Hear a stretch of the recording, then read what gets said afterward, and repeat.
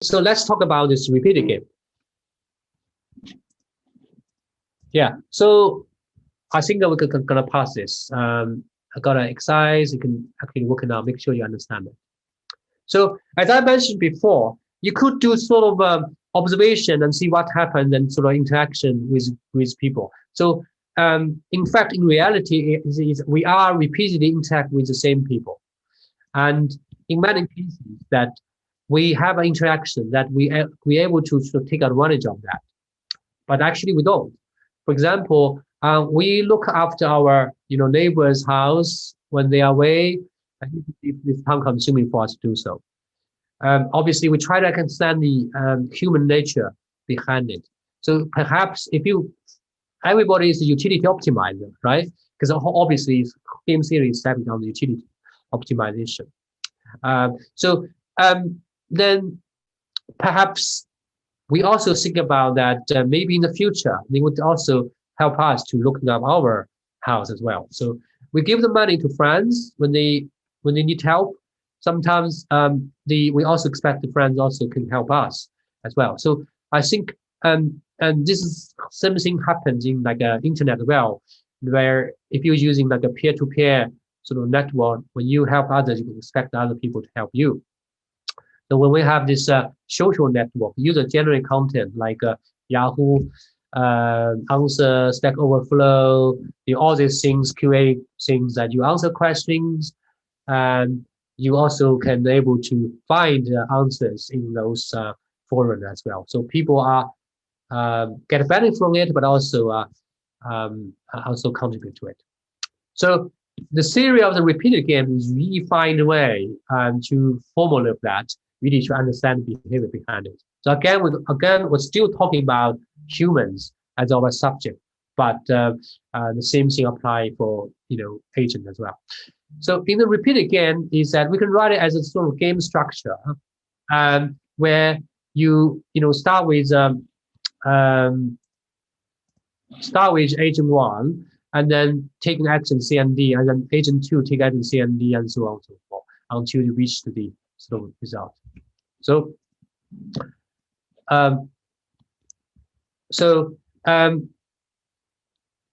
players may play a prison dilemma. Let's say in this case, collaboration defect, right? They can play in an abstract model. You can consider them play a certain normal phone game, in this case, prison dilemma game for 10 periods, right?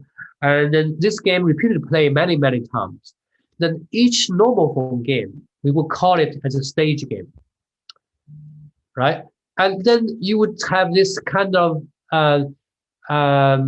concept of the threat of punishment. So in other words, that when you play this, when you're taking action, then because of you also gonna encounter this guy in the future, and then you probably perhaps you should play nicely with this guy. Otherwise, he would defect forever. They won't progress. So I think there's many strategies in this repeated game, because it can depend on the action they made in the past, based on that, and to form your action. So they have a much richer sort of reaction space. So the basic idea is that the players can be diverted from exploiting their short-term advantage, right? It's simply because that they have a threat from these other people for their long-term payoff. So I mean, mathematically, we need to sort of specify what do we mean by long-term payoff. We will do the math later. So let's looking at this simple case. You've got this prison dilemma. The C is cooperation, D is defection, and we have this payoff function as specified in the table. And then in the prison dilemma, we know there's a unique Nash equilibrium, right? Which is that everybody gonna do defection. Everybody gonna do the defection. And you can actually try whether that's indeed the case. So But in the repeated case, what's going to happen? In the repeated case, perhaps you also defect as well, because then other people would looking at your defect, and also the defect would want to derail from it. Because if you want to derail from it, then you probably would have even lower sort of score, is it? So, but what happens that if the player is sufficient patient? When I say sufficient patient, is that they also think about that if I play nicely to you, let's say if we cooperate, okay, if we cooperate, perhaps you would cooperate well, and in the future we will everybody happy, right? So so the strategy that choosing C after every history is the best response to the strategy starting takeoff choosing C and punish any defection by switch to D. Yeah. But then if you're choosing C, okay, then other would seize an opportunity because they observe that you can actually play C, right? Cooperate. And then when you play C, they were happy to deviate from this, because the next time step, if they play D, they will get higher reward. They will have a higher reward. Then they're probably gonna switch to that. But if you play D, then I know you play D, then probably I'm gonna punish you by go back to DD again. So the all about this, when you're adding all this reward together, because you doing the play, you're collecting all the reward. When you add it all together, whether you would overall make sense or not, right? Overall, you maximize payoff or not. So so I already explained that if she choosing C in the every period, then the outcome is CC, right? They were happy because every time we was receive B. But if you switch D, then you got 3. But after that, every point you would basically get 1 subsequently, right? Then you would get that reward. So which one would be better? Are you gonna willing to basically say, I would expect to get immediate benefit, but because I got a punishment later on, then the overall reward would be better than that. In order to answer this, we need to to say how we accumulate those rewards together, right? So you could have another equilibrium. I mean, so let's say DD is equilibrium. Well, I think this is a question. So CC is equilibrium, DD, but the question is that do we have other? In order to answer that, we need to have introduce the discount payoff. So the discount payoff is basically like I'm gonna play the next game, but I have a probability 1 minus data. I'm gonna stop. So if in that case, I can use this data really to balance off my sort of valuation about the reward that I'm gonna receive in the future. So this is more equivalent, more like inflation that we considered in the finance when we do the investment. So this is also work well is that if you play this game forever, but obviously adding all together wouldn't be a finite value. So you want to sort of mathematically make sense that you have some discount factor, right? That will give you sort of a bounded solution. So you can think about this is that then you can calculate this accumulated reward or utility is based on, let's say, suppose you play this indefinitely, right? And you're using this data to discount your future reward. And for each of the case, you have this utility and also have the joint action that play at that particular time. So as I said, this strategy potentially would be the space of that would be unbounded, because you could depend on all this previous historical data and to have this your response. So there's a good way to really to describe the strategy in a much more efficient way. For example, we call this let's introduce this called dream trigger strategy. Is that you you play nicely to others, right? If the others play defect to you, you're gonna immediately play defect with them forever. So you can actually write it as a rule, but you can also write it as a simple diagram. Is that the P is indicate your current state. Let's say you have a state 0. Here is cooperative. If the opponent defect, you're gonna defect forever. So this is basically illustrate a very simple green trigger strategy for you, right? You're nice to everybody in the very beginning. If everybody didn't do nice to you, and then you don't. So let's see whether this dream trigger strategy would be a Nash equilibrium. In what situation it would be? Let's say, so we can write it down. Given this, we call this discount factor, right? And you can write it down as cumulative reward. Suppose you cooperate forever, the other also cooperate forever, and this is sort of a reward we're going to see. So if player 2 adopt a different strategy, that is that at least one period in which he choosing D. Okay, so in other words, that as we discussed previously, if they choosing D, then trigger this punishment, then the other player gonna choosing D as well. Then you got this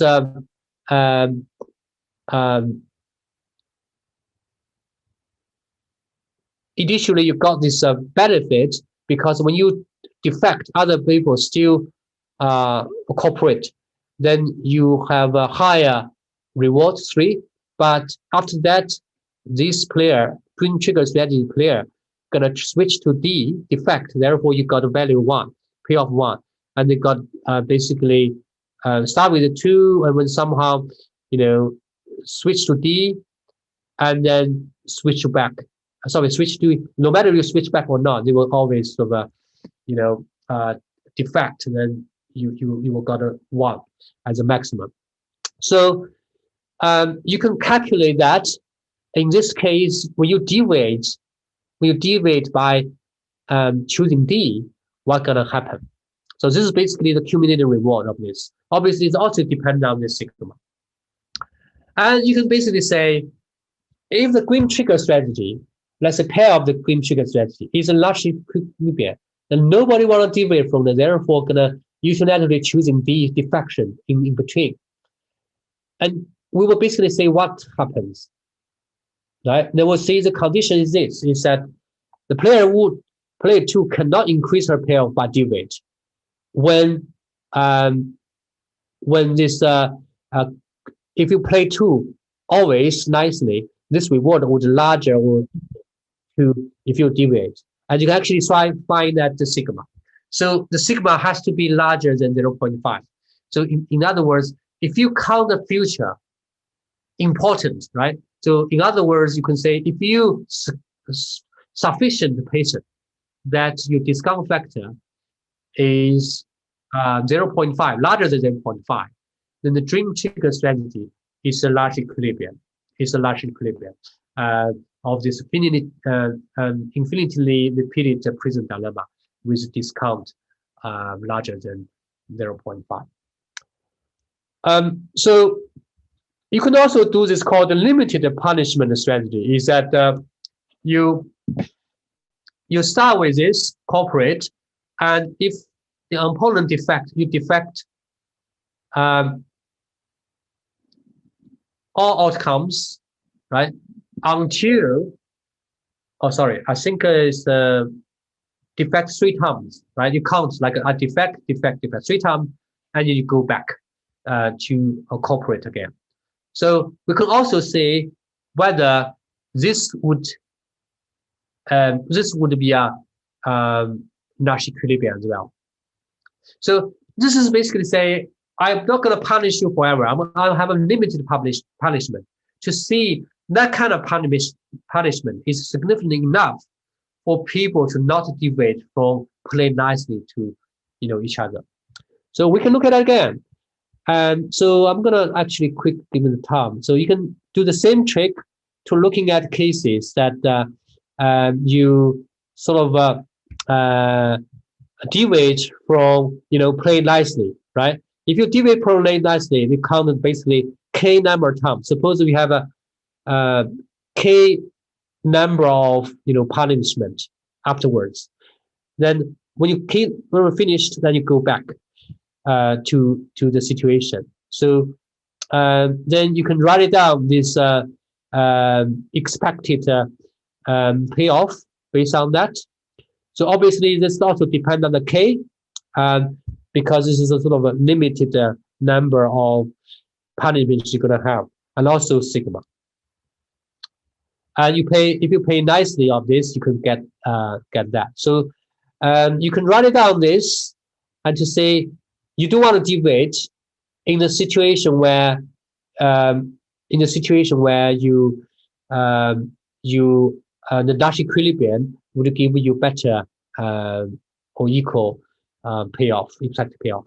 So which would lead to sort of this equation, and you can do some analysis. When k equal to 1, then you can find that there's no value of delta satisfy the equality. So in other words, that if you just punish once, okay, this punishment is not sufficient enough for people to not deviate from play nicely. But when you have a k equal to 2, then your sigma has to be larger than 0.62. But then if you keep this k higher, therefore you have more punishment, then the sigma can be, delta can be smaller. So if the k become infinity large, then go back to the green trigger strategy where the sigma, the delta is equal to 0.5. So this is sort of a limited punishment, but you can also do this for so-called tit for tat strategy. So tit for tat strategy is that if you nicely to me, I will nice to you. If it's not, then I will not. So you start with the corporate. Then if the opponent defect, you defect. Until the opponent, the corporate, you corporate again. So based on this, we can do the same trick. But in this case, you have the opponent have two choices, right? They could either interleaving between defect and corporate, because they have a choice to go back to play nice again or not. So basically have two choices. So we basically want to make sure that these two choices, in either of them would be no higher. The payoff would be than if you pay nicely. Then you can write it down there. Actually, the conclusion is the sigma delta has to be 0 to 4.5 again. So that means that if you're sufficient impatient, taking into account the future reward you got, that taking into account at least not higher than the half of your reward you received today. In that case, tit for tat is also one of these equilibria. So in this prison dilemma, this iterated prison dilemma, I repeat again, has been heavily studied in the future. In fact, people even create a tournament, allow the agent to sort of play against each other. So in other words, they're gonna have a repeated prison dilemma, gonna replay n-step prison dilemma. You can derive your strategy, and you have a population of a strategy put together. Then you randomly assign this you and with another strategy in the population, and see what happens. So if you, for example, to be greedy, and then maybe when you encounter a nice policy, then you would be better off. But if you're greedy and encounter other greedy, then either of them wouldn't be good. So it really depends on the population of that. So I think it will be actually interesting to looking at this population involvement over this, repeated again. And so we're actually going to talk about this. This is something to do with evolutionary algorithm, evolution with strategy. So we're actually going to talking about this dynamics of our learning, which yeah, stay tuned. So interesting of this tit for tat, it seems like a good strategy, but I think it'll be very interesting to really see, do we have other better strategy in this tournament.